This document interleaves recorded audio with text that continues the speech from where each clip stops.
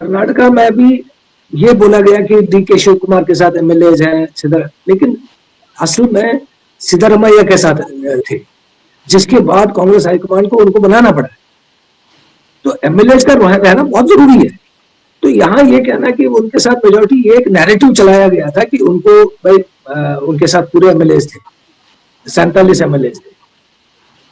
हकीकत तो कांग्रेस लीडरशिप ही जानती है कि थे या नहीं थे। जो अलायंस पार्टनर थे जैसे मुस्लिम लीग है, उन्होंने काफी क्लियरिटी के साथ बोला था कि हम केसी वेणुगोपाल को एक्सेप्ट नहीं करते हैं, हमें सतीशन आप उसको बनाइए क्योंकि वो हमारे साथ करते रहे हैं, यहाँ पे लड़ते रहे हैं पिछले 10 साल से, तो आप उनको बनाइए। अब ये ऐसा नहीं है कि आपने कांग्रेस हाईकमान को बोला कि आप इसको बनाओ तो वो उसको बनाएंगे। बड़ा म्यूचुअल इसमें था। आप देखिए गिव एंड टेक का होता है अलायंस में हर चीज में। तो कांग्रेस ने भी इनको आईयूएमएल को तमिलनाडु में ये कहा था कि आप विजय का सपोर्ट कर लीजिए, तो उन्होंने सपोर्ट कर लिया। तो रेसिप्रोकल में यहाँ पे भी एक देखिए बहुत बड़ा फैक्टर था आईयूएमएल का सतीशन में।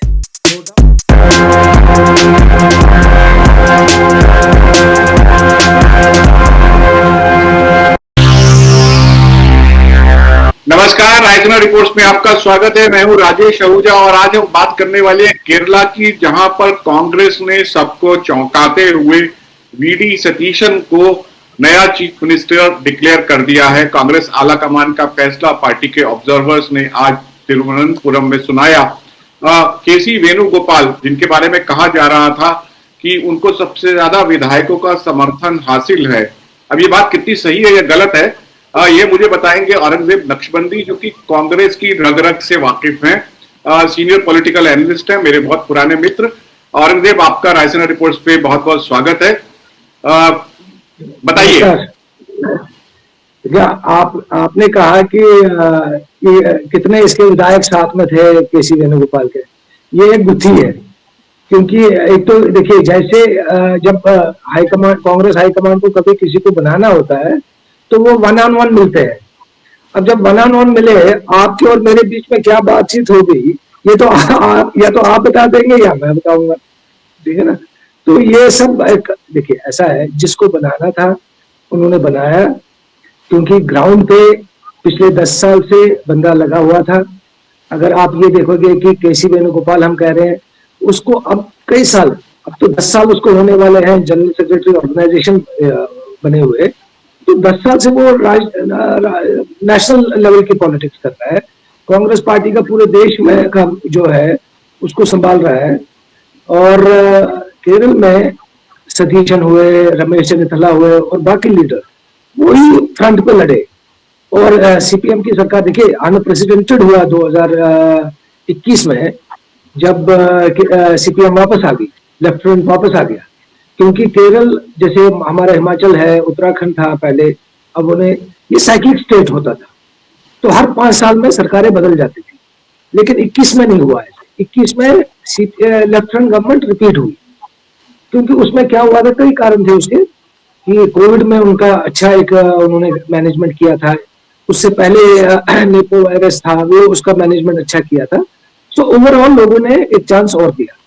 लेकिन अब एंटी इनकम्बेंसी काफी बढ़ी गई थी, और सतीशन एलओपी थे और काफी टाइम से लड़ रहे थे, ग्राउंड पे थे, फील्ड में थे। तो इसलिए ये बहुत ही अच्छा, और मेरे हिसाब से बहुत ही अच्छा डिसीजन था कांग्रेस हाईकमान का, खासकर राहुल गांधी का। क्योंकि देखिए राजेश, राहुल गांधी ने डिसीजन लेना था, क्योंकि केसी वेणुगोपाल का जितना भी इन्फ्लुएंस, पावर, सब कुछ ही derives it from Rahul Gandhi. तो वो राहुल गांधी से सब कुछ मिल रहा हो।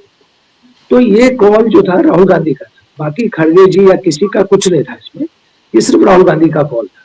और राहुल गांधी को ये डिसाइड करना था कि क्या मैं यहाँ से इसको छोड़ दूं या वहां बनाऊं, और वहां बना के एक रिजेंटमेंट, क्योंकि अगर आप तो सुने होंगे, देखे नहीं होंगे, काफी प्रोटेस्ट हुए थे ग्राउंड पे वहां पे स्टेट में, कि अगर आपने केसी वेणुगोपाल को भेजा तो ये प्रोटेस्ट होगा, ये होगा। और सबसे बड़ी बात राजेश ये कि जो अलायंस पार्टनर थे जैसे मुस्लिम लीग है, उन्होंने काफी क्लियरिटी के साथ बोला था कि हम केसी वेणुगोपाल को एक्सेप्ट नहीं करते हैं, हमें सतीशन आप उसको बनाइए, क्योंकि वो हमारे साथ करते रहे हैं, यहाँ पे लड़ते रहे हैं पिछले 10 साल से, तो आप उनको बनाइए। अब ये ऐसा नहीं है कि आपने कांग्रेस हाईकमान को बोला कि आप इसको बनाओ तो वो उसको बनाएंगे। बड़ा म्यूचुअल इसमें था। आप देखिए गिव एंड टेक का होता है अलायंस में, हर चीज में। तो कांग्रेस ने भी इनको IOML को तमिलनाडु में ये कहा था कि आप विजय का सपोर्ट कर लीजिए, तो उन्होंने सपोर्ट कर लिया। तो रेसिप्रोकल में यहाँ पे भी एक देखिए बहुत बड़ा फैक्टर था IOML का सतीशन में, नो डाउट, उसमें कोई ये नहीं।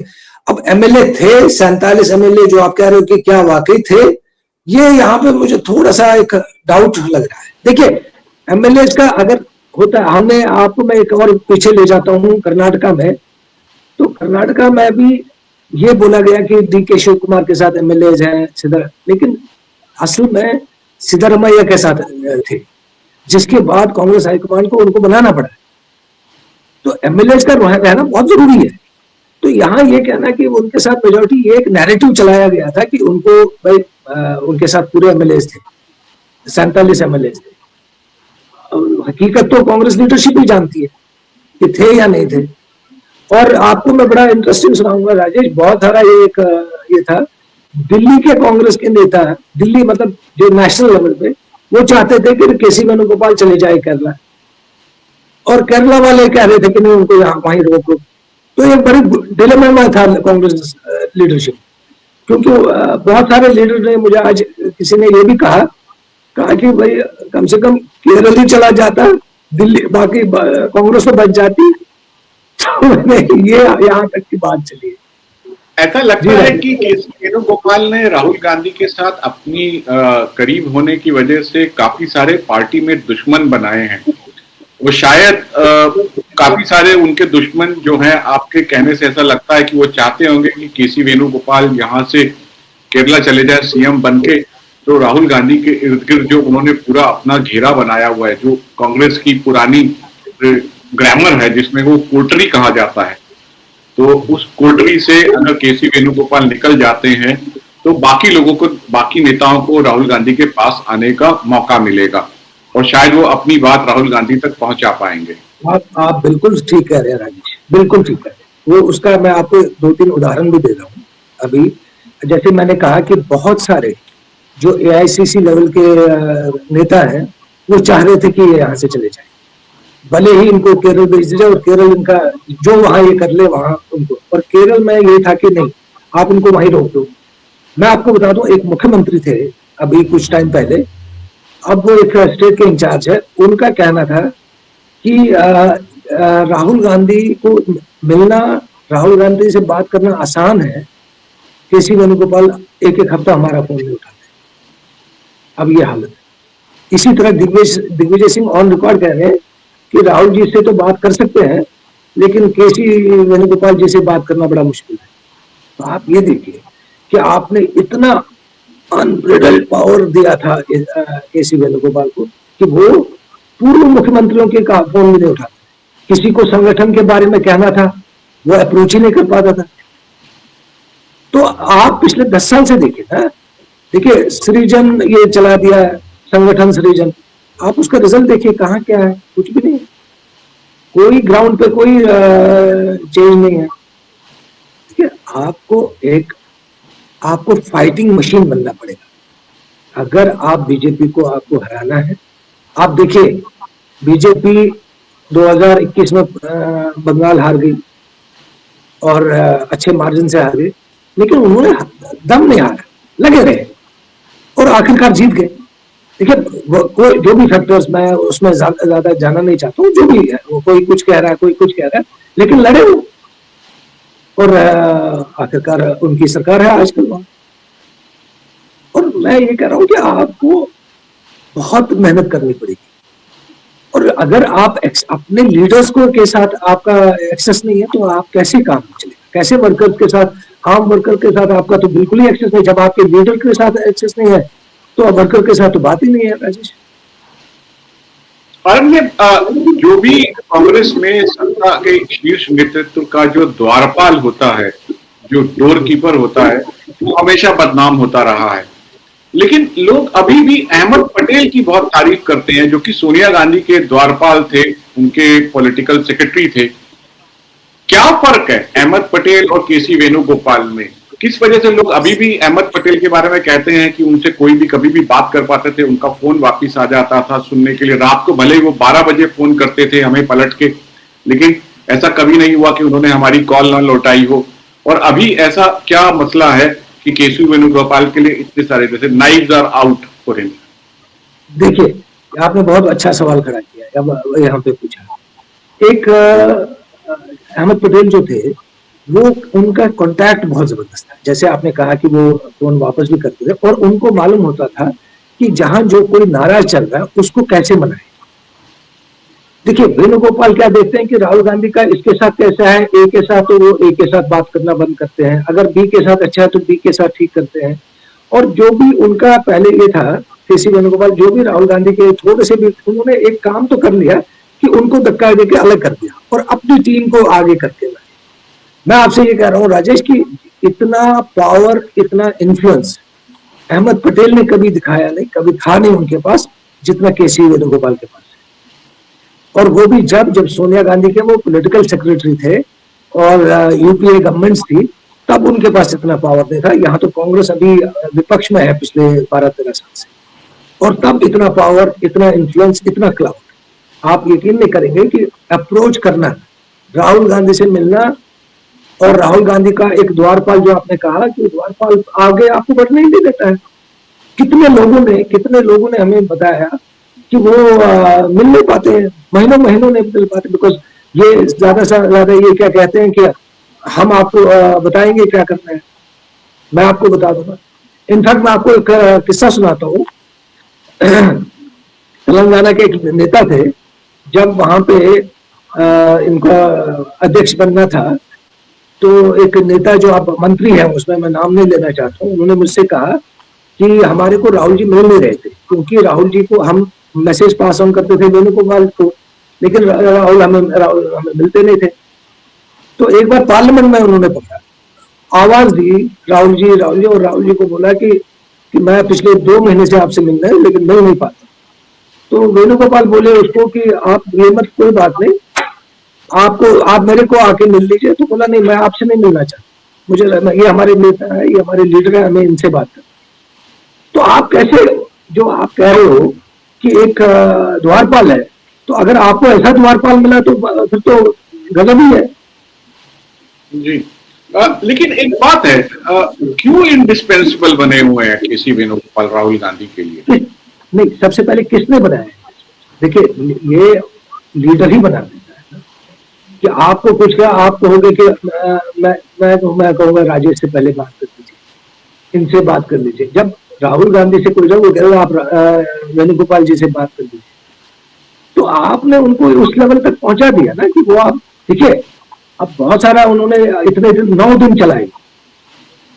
एक एमपी है वो, पहले भी जब वो राजस्थान से राज्यसभा एमपी थे, तब इन्होंने लोकसभा लड़ा तो राज्यसभा चली गई वहां, क्योंकि बीजेपी वहां मेजोरिटी में आई, तो दोबारा वो सीट नहीं मिली कांग्रेस को। फिर ये लोकसभा जीत के आए। अब ये लोकसभा में भी बाई इलेक्शन हो जाता है। और जब पहले इन्होंने कहा था कांग्रेस ने कि एमपीज को नहीं हम लड़वाएंगे, तो अब ये पैराशूट क्यों करते हैं इनको एज चीफ? अब देखिए, ये ग्राउंड पे जो वर्कर है, आपने आज उनको कम से कम ये दिखाया कि नहीं, आपकी बात हमने रखी। ये बहुत बड़ा स्टेप है राजेश। देखिए, स्वाभाविक आपका प्रमोशन है, क्योंकि आप लीडर ऑफ अपोजिशन हैं, आप ग्राउंड पर हैं और आपको चीफ मिनिस्टर बनाया जा रहा है, तो ये एक स्वाभाविक प्रगति है। बिल्कुल। और आप यहाँ देखिए, वेणुगोपाल के साथ क्या है कि वो अब दिल्ली की राजनीति ज्यादा करने लगे हैं, नेशनल यहाँ पे इसको बदलना है। और देखिए, काफी सारी एलिगेशंस भी उनके खिलाफ आई हैं। हम देख रहे हैं किसी ने एफआईआर कर लिया, एक लड़की ने, कि उनके ऑफिस से हम पैसे लिए गए हैं। तो कुछ लोग, देखिए, ऐसा नहीं है ना कि उन्होंने ऐसी किसी ने एफआईआर किया है, तो बहुत सारी चीजें इनके खिलाफ भी आ रही थी। लीडरशिप भी कब तक उसको नजरअंदाज कर लेगी, उनको भी देखना चाहिए। और दूसरा सबसे बड़ी बात है, जो संगठन को वीक हो रहा है ना, उसकी तरफ तो लीडरशिप ध्यान नहीं दे रही थी। आपको मैं बता दूं, जैसे ही मल्लिकार्जुन खड़गे बने प्रेसिडेंट, उनकी सबसे पहले डिमांड थी कि इनको हटाया, लेकिन हुआ नहीं। रबर स्टैम्प बन के रह गए वो, क्योंकि सारे डिसीजन दे लेते हैं। उसके बाद वो राहुल जी करके नाम देते हैं उनका कि राहुल जी का ये डिसीजन, ये चाहते हैं, वो अपने सारे काम वैसे ही करवा देते थे। तो ये मैं आपको इसलिए बोल रहा हूँ क्योंकि हम कई लोगों से बात करते हैं, उनका फीडबैक लेते हैं, ऐसे गॉसिप नहीं देते हैं कि गॉसिप ये होगा जी वो होगा। ये मैं आपको बता रहा हूँ, कम से कम अगर पिछले जब से ये घटनाक्रम चला 9 दिन 10 दिन का, मैं 50-60 लोगों से बात करके सब ने एक बात कि इन्होंने लीडरशिप पे बहुत हावी हो चुके हैं, और ये राहुल गांधी को एक बार दिखाना था कि ये उनके लिए भी अच्छा डिसीजन है। और मुझे कांग्रेस जिस भी राज्य में चुनाव जीतती है वहां पे एक परंपरा है कि विधायकों की राय ली जाती है कि उनका नया नेता यानी राज्य का चीफ मिनिस्टर कौन हो। हमको एक याद है उदाहरण 1993 का मध्य प्रदेश में, जहां माना जाता है कि सही मायने में विधायकों की राय ली गई थी, जिसकी वजह से दिग्विजय सिंह और सुभाष यादव के बीच में दिग्विजय सिंह का चुनाव हुआ। अगर किसी के पास विधायक हैं तो शायद उसको मुख्यमंत्री बनने से कोई नहीं रोक सकता। हम पिछले कुछ दिनों से मीडिया में लगातार चर्चा सुन रहे थे कि केसी वेणुगोपाल के फेवर में ज्यादातर विधायक हैं। क्या ये बात आपको सही लगती है, और आपको लगता है कि कब कांग्रेस ने विधायकों की बात सुनकर सही नेता का चुनाव किया है? देखिए, आपने 1993 की बात की, मैं 2013 की, और 2023 में कर्नाटका में भी ऐसे ही हुआ। जब विधायकों की बात है, विधायकों का पूरा जितना भी उनका सपोर्ट था सिद्धरामैया को, वो जग जाहिर था, और उन्होंने सीएलपी मीटिंग में सबने उनको चुना है। लेकिन कई बार आपने ठीक कहा कि बहुत सारी ऐसी हमारे पास ऐसे उदाहरण है जहां पे हाईकमांड की तरफ से फर्स्ट किया गया बंदे को स्टेट में। चाहे आप विजय बहुगुणा को लीजिए उत्तराखंड में, वो कहीं से नहीं थे, उनको आपने मुख्यमंत्री बनाया एक एक करके। ऐसी यही प्रक्रिया थी, 1-on-1 में बात थी सबके साथ, तो उनको आपने मुख्यमंत्री बना दिया ऐसे। उसके बाद आपको हाल पता ही है क्या हुआ, फिर आपको उनको हटाना पड़ा बीच में, और इस हरीश रावत को लाना पड़ा। तो ऐसे बहुत सारे उदाहरण है जहां पे थोपा गया, लेकिन वो जहां भी हुआ है उसके नताइज ठीक नहीं। अब आप आज कह रहे हो वेणुगोपाल के, अब वेणुगोपाल के का ये जो उनका सेक्शन, जो उनके सपोर्टर्स हैं, उनका क्लेम है कि उनके साथ जी 47 है। आप उन 47 एमएलए को परेड करा देते। देखिए, जब आपको अगर अपना दिखाना ही था, शक्ति प्रदर्शन करते कि नहीं, 47 एमएलए मेरे साथ हैं, ये आज ये मान नहीं रहे, ये कह रहे हैं कि अगर हम सरकार ने बनने दे। नाउ अगर आज वेणुगोपाल जी कह रहे हैं कि I will abide by the high command decision, तो नाउ दिन क्या कर रहे थे आप? यू कुड हैव ना सेड कि मैं यही सेम चीज आप पहले दिन ही बोलते कि जो भी है आप सतीशन को बना दीजिए, मेरे को मंजूर है। लेकिन आपने ऐसा नहीं किया, आपने पूरे 9-10 दिन आप लड़ते रहे, आप बोलते रहे, आपने वहां पे केओस कर दिया, कंफ्यूजन क्रिएट किया, और आपने अपना दावा नहीं छोड़ा। आपने जो कहा ठीक बात है, उसमें कोई, बट आप करते रहे, तो आज आप भूल कर डाउन नहीं हो सकते हैं। तो मैं ये कह रहा हूं कि अगर आपके पास विधायक होते तो वो, अब आप एक चीज देखिए राजेश, ये सियासत में हमने देखा है पलटने में देर नहीं होगी। आज आप शक्ति प्रदर्शन करवाए सतीश के साथ, तो ये कहने की बातें हैं कि 47 हमारे साथ थे, 6 उनके साथ थे, ये था। तो इतना क्या हुआ कि 6 की बात मानी गई लेकिन 47 की बात नहीं मानी। ये बड़ा मुझे समझ दीपा दास मुंशी, मुकुल वासनिक, अजय माकन, इन तमाम लोगों ने भी आकर राहुल गांधी को कोई रिपोर्ट दिया होगा, और मुझे लगता है कि केसी वेणुगोपाल को वो चीफ मिनिस्टर नहीं बनाने में इन लोगों की जो रिपोर्ट होगी उसका भी कुछ योगदान रहा होगा। देखिए, रिपोर्ट तो उन्होंने दी हो। अब आपको मैं एक बार फिर दोबारा ले जाता हूँ, कुछ देखिए आपके लिए भी अच्छा होता है और आपके दर्शकों के लिए भी, कि आप देखिए क्या हुआ जब बात चली थी कि अशोक गहलोत को मिड टर्म बदल दिया जाएगा 2022 में, क्या वो CLP मीटिंग हुई? कोई MLA आया उसमें? तो उस टाइम तो ओपनली अशोक गहलोत डिफाई कर दिया हाईकमांड को। आप देखिए, क्योंकि यही अजय माकन गए थे ये लेके कांग्रेस हाईकमांड की तरफ से कि सचिन पायलट को बनाना है, आप रिजाइन करके आप कांग्रेस प्रेसिडेंट बन जाएंगे।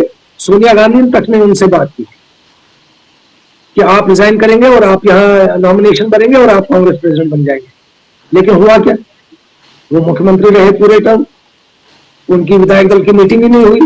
उसमें हुई तो उन्होंने सारे MLA ने बोला कि नहीं। तो जहां शक, देखिए हर एक आदमी जहां उसके बाद, ये आज मुझे किसी ने कहा कि 3 चीज में पावर है, PM, CM, DM, तो इन्हीं के पास पावर होता है। तो कौन अपना मौका छोड़ेगा CM बनने का? आप मुझे बताइए। और जिसके साथ 47 MLA हो,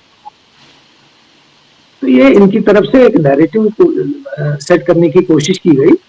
लेकिन मुझे लग रहा था कि कांग्रेस लीडरशिप को ये असली हकीकत पता है और वो थोड़ा सा देरी ऐसे भी नहीं चाहते थे कि एकदम उसको आप दूध में से मक्खी की तरह हटा दे।